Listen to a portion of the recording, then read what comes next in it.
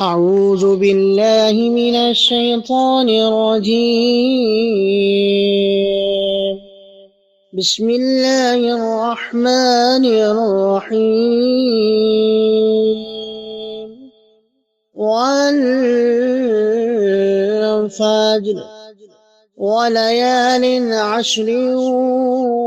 والشفع والوتر والليل إذا يسر هل في ذلك قسم لذي حجر ألم تر كيف فعل ربك بعاد إرم ذات العماد التي لم يخلق مثلها في البلاد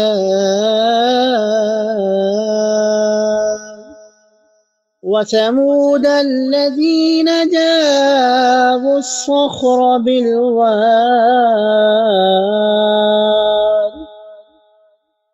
وفرعون ذي الأوتاد الذين طغوا في البلاد فأكثروا فيها الفساد فصب عليهم ربك سوط عذاب إن ربك لبالمرصاد فأما الإنسان إذا ما ابتلاه ربه فأكرمه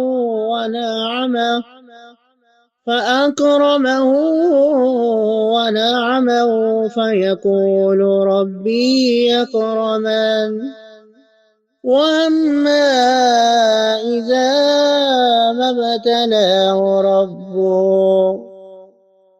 وأما إذا ما ابتلاه فقدر عليه رزقه فيقول ربي أهانن كلا بل لا تكرمون اليتيم ولا تحاضون على طعام المسكين وتأكلون التراث أكلا لما وتحبون مالا حبا جما كلا إذا دكت الأرض دكا دكا وجاء ربك والملك صفا صفا وجيء يومئذ بجهنم يومئذ يتذكر الإنسان وأنى له الذكرى يقول يا ليتني